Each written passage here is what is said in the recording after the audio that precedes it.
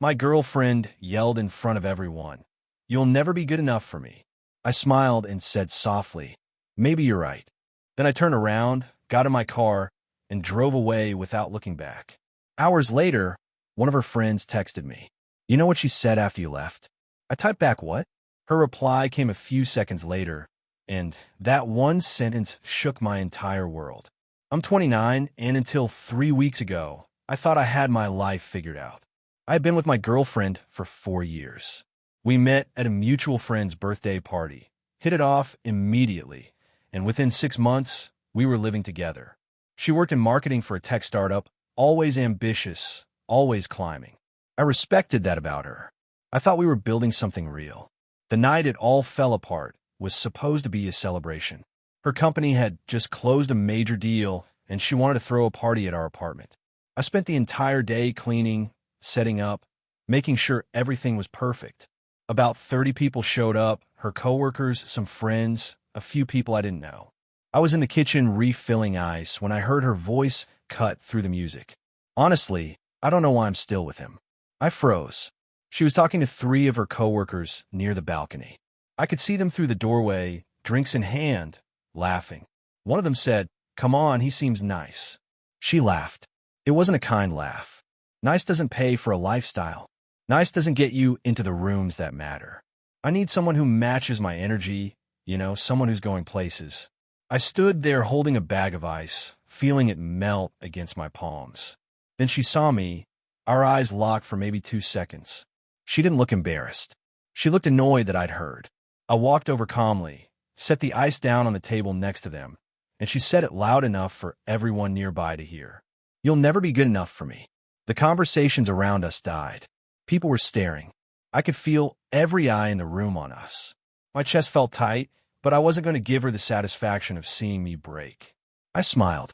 Not a happy smile, just something to keep my face from showing what I really felt. "Maybe you're right," I said softly. Then I grabbed my keys from the counter, walked out the door, got in my car, and drove. I didn't know where I was going. I just drove for hours, windows down, music off, trying to process what had just happened. Around midnight, I checked into a budget hotel near the airport. I turned off my phone and stared at the ceiling until I finally fell asleep around 4 a.m. When I woke up the next morning, my phone had 47 missed calls and over 100 texts. Most were from her. A few were from friends who'd been at the party. I ignored all of them except one. It was from her friend Natalie. We'd always gotten along well. She was one of the few people in her circle who treated me like a person, not an accessory. Her text said, "Hey, I know you probably don't want to talk to anyone right now, but I think you should know something. Can I call you?" I texted back, "Not ready to talk. Just text me whatever it is." 3 dots appeared, then disappeared, then appeared again. Finally, her message came through. "You know what she said after you left?" I felt my stomach drop. I typed back, "What?" Her reply came a few seconds later. She said, "Good. Now I don't have to break up with him before the trip to Monaco. Brandon's going to be so much easier to deal with." I read it 3 times. Brandon, her boss, the guy she'd been working late nights with for the past 6 months.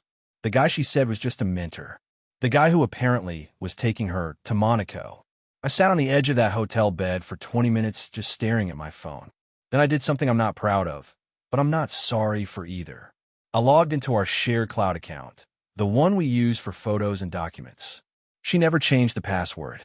I found a folder titled Work Trips. Inside were dozens of photos. Her and Brandon in Miami. Her and Brandon in New York. Her and Brandon in what looked like a very expensive hotel room. Champagne glasses on the nightstand. His arm around her waist. The timestamps went back 9 months. Update: when I didn't go back to the apartment for 3 days. I stayed in that hotel, ordered takeout, and started planning.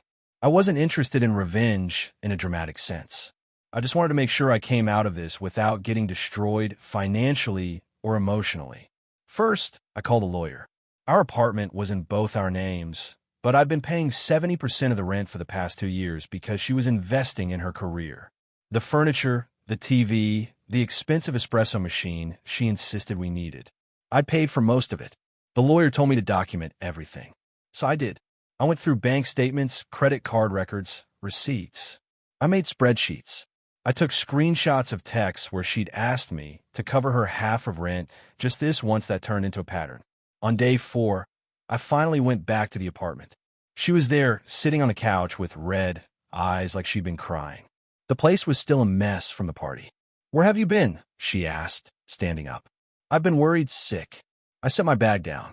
"Have you?" "Of course I have. You just left without saying anything. You told 30 people I wasn't good enough for you." I said my voice was calm. Too calm. "What exactly did you want me to say?" She bit her lip. "I was drunk. I didn't mean it like that." "Which part didn't you mean? The part where you said I don't match your energy, or the part where you said nice doesn't pay for a lifestyle?" Her face changed. The fake concern dropped.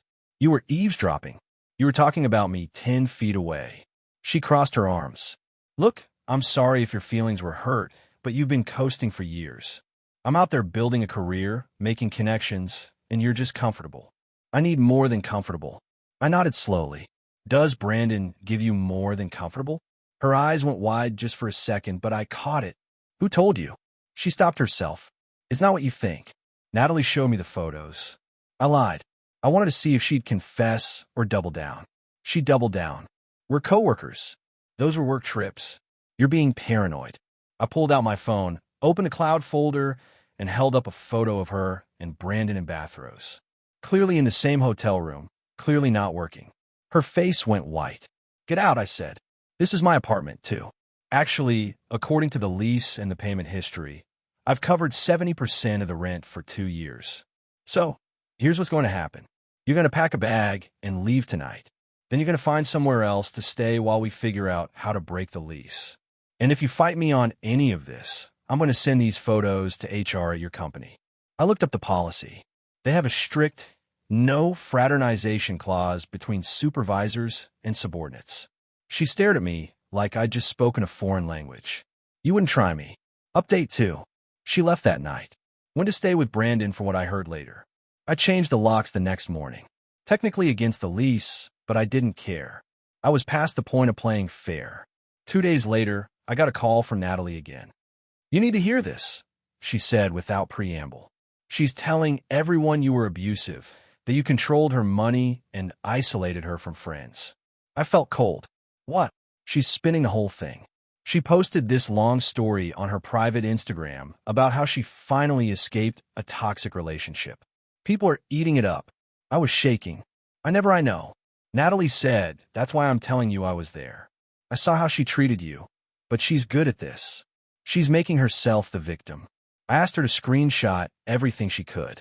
Then I called my lawyer again. He told me to stay quiet, don't engage, and keep documenting.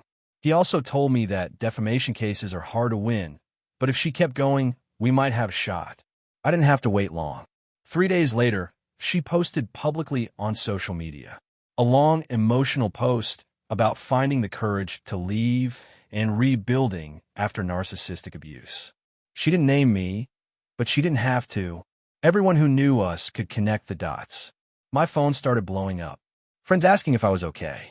A few people who barely knew me sending messages like, "I always knew something was off about you." I wanted to scream. I wanted to post the photos, the bank statements, the evidence. But my lawyer said to wait. Then Brandon made a mistake. He commented on her post something supportive, something about being there for her through the healing process. Someone must have recognized his name, because within 24 hours someone had reported them to HR. Apparently, multiple people at their company had suspected the affair but never had proof. Her public post combined with his comment was enough to trigger an investigation. Update 3. The investigation took 2 weeks. During that time, I moved out of the apartment entirely, broke the lease, paid the penalty, found a smaller place across town. I didn't care about the money anymore. I just wanted distance. Natalie kept me updated. Apparently, the HR investigation uncovered not just the affair, but the fact that Brandon had been approving inflated expense reports for her trips. They'd been stealing from the company. Small amounts, but enough to matter. They both got fired. She tried to call me the day it happened. I didn't answer. She left a voicemail. "This is your fault. You ruined my life because you couldn't handle me being successful. I hope you're happy." I deleted it without responding. A week later, I got a text from a number I didn't recognize. "This is Brandon. We need to talk." I blocked him immediately. Then, about a month after everything exploded, I ran into one of her old coworkers at a coffee shop. She looked uncomfortable when she saw me, but she walked over anyway. "Hey," she said. "I just wanted to say I'm sorry for believing her for not asking her side." I shrugged. "It's fine."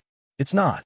She said she's doing the same thing to Brandon now, telling people he manipulated her into the affair, that she was scared to say no because he was her boss. She's throwing him under the bus to save herself.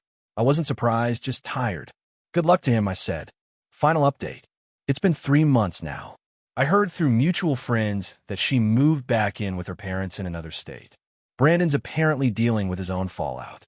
His wife left him, and he's struggling to find work in the industry. I don't feel sorry for either of them. As for me, I'm doing okay. Better than okay, honestly. I got a small promotion at work, moved into a place I actually like, started going to the gym again. I even went on a date last week. Nothing serious, but it felt good to remember what it's like to talk to someone who doesn't make me feel small. Natalie and I still talk sometimes. She apologized about a dozen times for not saying something sooner. I told her it wasn't her responsibility, but I appreciate that she did eventually. I still think about that night sometimes. Standing in my own apartment, hearing the person I love tell strangers I wasn't good enough. The weird thing is she was right in a way. I wasn't good enough for her. But that's because her version of good enough meant being willing to ignore who I was, what I valued, and how I wanted to live my life. I'm good enough for me now. That's what matters. Thank you for watching until the end. Please subscribe to the Echo Tales channel and share your impressions of this story in the comments under the video.